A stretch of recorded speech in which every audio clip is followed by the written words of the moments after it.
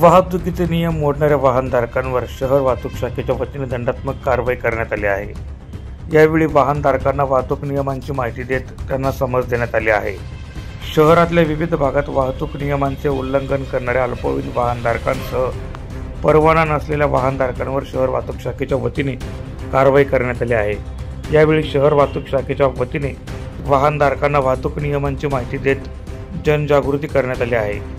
शहरातलं अपघाताचं प्रमाण रोखण्यासाठी व सुरक्षित वाहतुकीसाठी शहर वाहतूक शाखेच्या वतीने बेशिस्त वाहनधारकांवर कारवाईचा बडगा उगारला गेला आहे।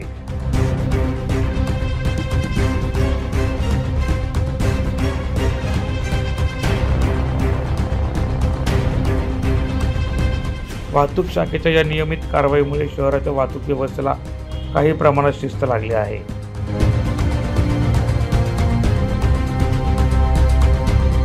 प्रतिनिधी सुनील निकम, माझा महाराष्ट्र न्यूज, धुळे।